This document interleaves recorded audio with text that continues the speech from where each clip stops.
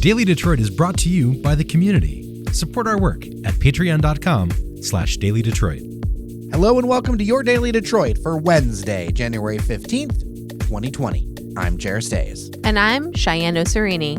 On today's show, two stories. First, a bombshell report out of Lansing involving a Macomb County state senator and a female Capitol reporter.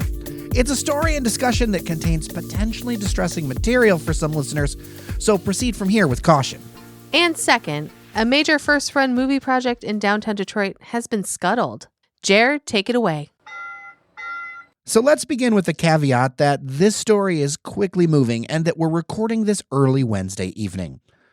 On Wednesday morning, Michigan Advance reporter Allison Donahue shared details of a conversation she had with State Senator Peter Lucido from the 8th District. That represents portions of Macomb County, including St. Clair Shores, Mount Clemens, and Shelby Township. Donahue was following up on a Metro Times report that the Republican Lucido was part of a Facebook group that wasn't just against Democratic Governor Gretchen Whitmer, but contained racist and violent threats. According to Michigan Advance, which we will link to in the show notes, Lucido was asked to talk about the issue at hand, and the state senator said he would catch up after he honored a group of students from Warren's De La Salle Collegiate, and that happens to be Lucido's alma mater. The first-person account from Donahue says as she turned to leave, Lucido asked her if she'd heard of De La Salle, and Donahue said that she hadn't. He went on to say it's an all-boys high school, and this is the quote in the report, "You should hang around. You could have a lot of fun with these boys, or they could have a lot of fun with you." The 22-year-old Donahue says the boys then broke out into old boys network-type laughter, and she walked away as the punchline of locker room talk. Donahue later confronted Lucido, saying that she thought the comment was unprofessional in front of a group of boys, and she didn't know what he was insinuating. Lucido then cuts Donahue off, and I'm paraphrasing here, and talked about how he went there, it's awkward for boys dealing with girls, and that it was awkward for him that we went to college and first met a woman, and he didn't know how to act around a woman. The story has ignited an online firestorm, which has attracted even more media attention. Lucido said on air to a press gaggle that he can't say what he said was inappropriate, and that he was there to have fun. He also posted this on Twitter, quote, "I apologize for the misunderstanding yesterday and for offending Allison Donahue," unquote. He's also telling some media outlets that he was misquoted and that there's audio of the entire encounter. State Senate leaders Republican Mike Shirkey and Democrat Jim Ananich have requested an investigation into the sexual harassment allegations. So that's where we're at as of this recording. Sorry for the long story, but I felt it important to kind of walk through as best as we can understand it, where we're at up till now to set the table, because I am looking across this studio and I see the eyes of Shianne, and I know that she's got some things, so I'm going to get out the way. I have a lot of opinions and a lot of thoughts on this whole thing, and it has been eating me alive all day long because this isn't new, and it is a story as old as time. I guess there's a reason they call it the Old Boys Club, right? Right. Because it's old. It's old. old. Not new. No. And women have been continually groomed from an early age to be nice, to not say anything, and to let men and boys say whatever they want to them. You are groomed at an early age. You have to be the nice girl. You can't be outspoken. I smell a candle in the studio, and I think it's the smell of patriarchy. Yes, that is absolutely the smell we are smelling right now. It is toxic masculinity and the patriarchy, and I am fired up. That is a sense, like when I get the sense reading online, because I've been kind of following the story through the day while we've been reporting other things as well. Right. We've got like 5 interviews in the hopper. We actually shifted around some stuff today to talk about this. Right. It is a visceral reaction. Talk to me about why this resonates with you. I am in my late 30s, and I have had a long, long career in multiple industries. I have had a very eclectic mix of people who are in powerful positions of all sorts. when I was in my early 20s is when I worked for an airline, which has, I don't know if you guys know this or not, but pilots. And there's a reason there's that trope about pilots. Tell us more. So one time there was a certain uniform and it said a slogan, and I just so happened to have it on my person because I had to wear this shirt that said, "Get on board." And I had a pilot say, "Oh, I'd get on board." Now, I knew exactly what that guy meant because he had a smirk and a twinkle in his eye. And I'm not dumb, but I just laughed it off because what am I going to do, right? So we've always been conditioned to not say anything. Now, with the Me Too movement, I can feel a change, but I can also still see the old guard coming and trying to keep us from saying anything and from changing the way it used to be.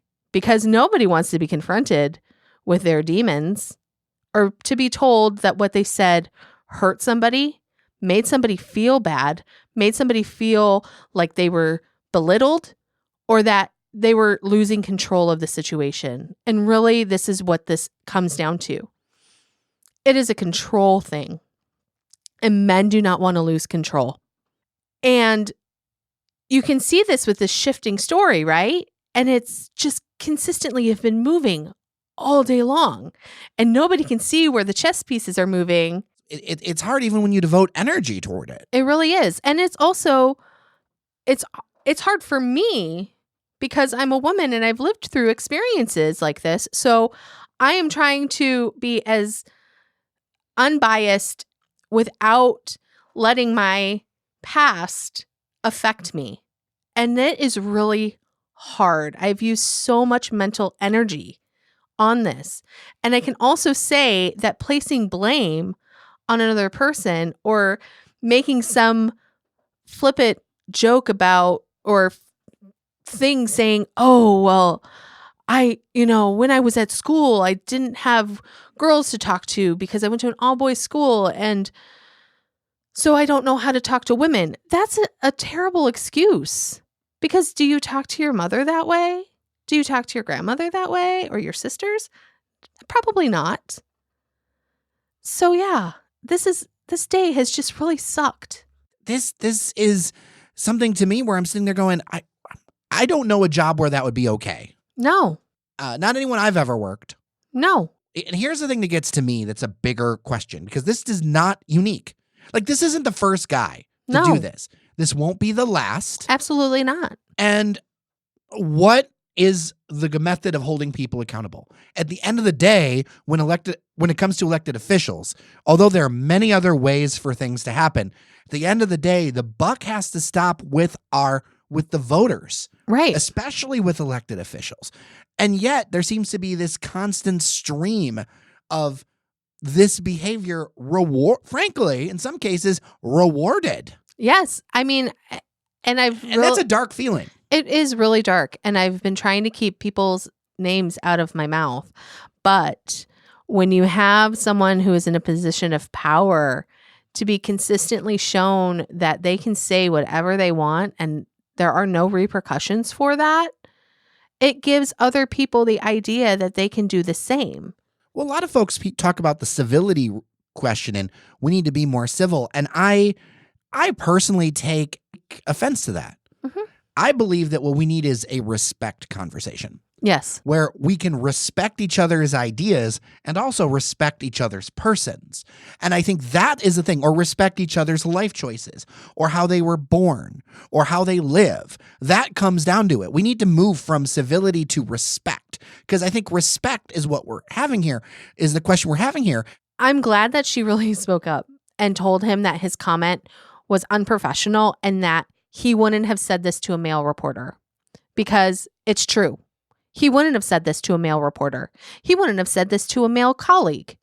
He might have said it to another woman reporter and nobody would have said anything. But the fact that she now knows that she has a voice that she can use, and she has an outlet for that. And I know it took a lot of courage and a lot of strength to do that. So I know that there's one thing, we always try to look at like solutions and ways to make things better on this podcast.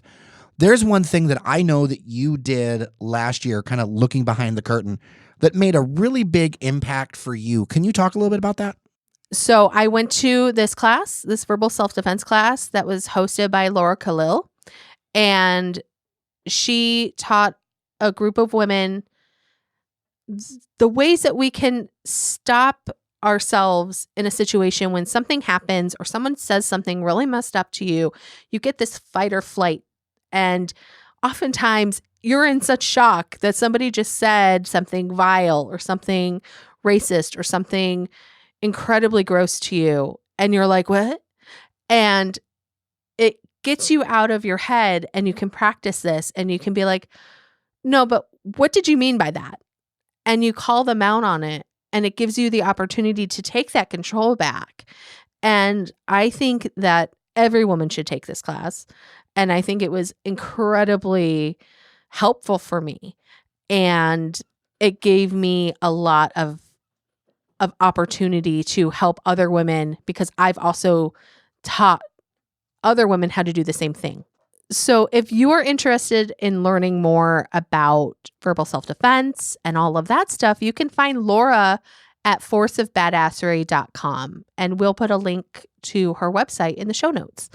And Allison Donahue, I just want to say thank you for being 100% that reporter. Plans to open a 9-screen first-run movie theater, restaurant, and bar in Detroit's Midtown neighborhood are now dead, and the culprit is Detroit's bugaboo, parking. Crain's Detroit Business reports that the Austin, Texas-based chain Alamo Drafthouse pulled its plans to open a $13 million theater after the developer was unable to guarantee the 300 parking spots Alamo said it needed for the project.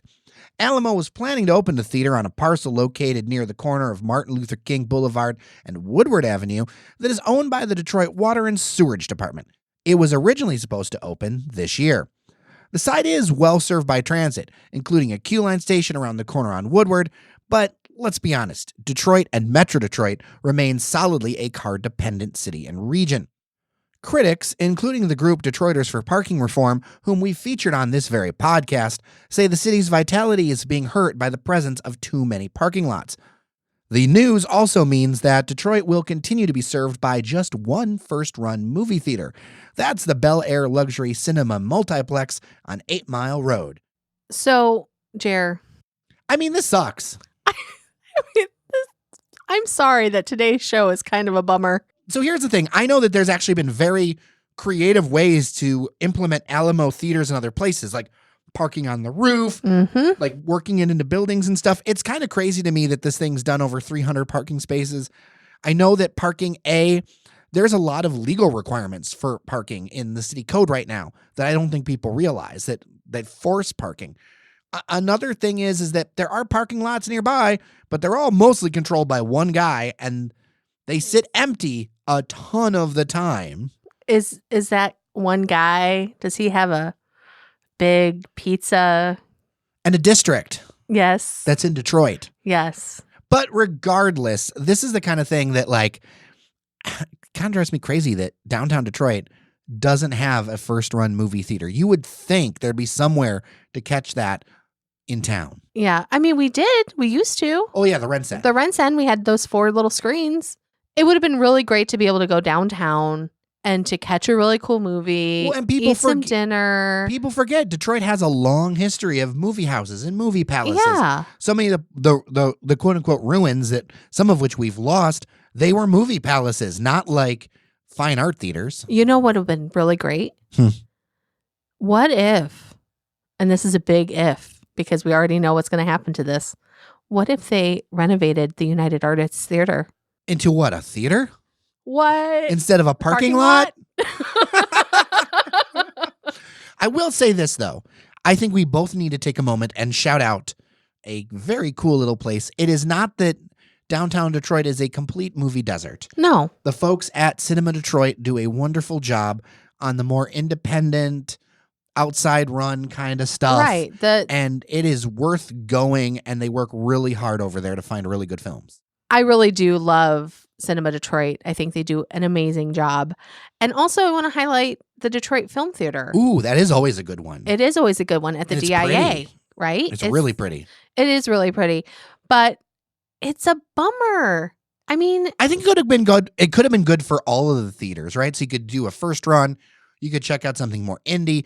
You could start, because that's the thing I think people don't realize. Like so often in Detroit, it's like, well, we must have one thing and only one thing. no, we need multiple things. There needs to be like a network, a neighborhood. Like a bar does better when there's other places around it to go to that make it interesting. Businesses do better together. And that's a crazy thought that I don't think that we've understood around here for a long time. No, because people expect to get in their car, go to a parking space, go to where they're going, get back in their car, go to another place.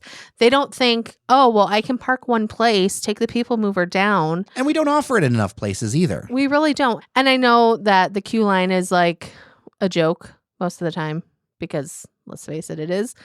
Having a district. It works for tourism. It That's does what work- it does work for. It does. It works for the tourist who has no idea like they're here from wherever, and they know that it will reliably go to a stop that's near their map. And that is the one good thing. Now, it's going to take them a lot longer than the bus or something. It really will. It's kind of like Disney's least best ride.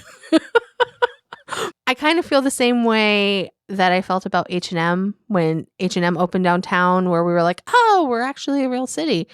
I felt that when we heard that Alamo Drafthouse was coming to Detroit, I was super excited and stoked. Well, I mean, as somebody, we've both lived in other cities. This kind of stuff there's so much stuff in Detroit that just is in other places. Yeah. And we're always like fighting for, like, we really need to get to the position of like, this is just what we have. Right. It's just like what we visit and it just works. I would love to be there. It's been a long time. It's so depressing. It really is. Hey, if you can't laugh, you'll cry.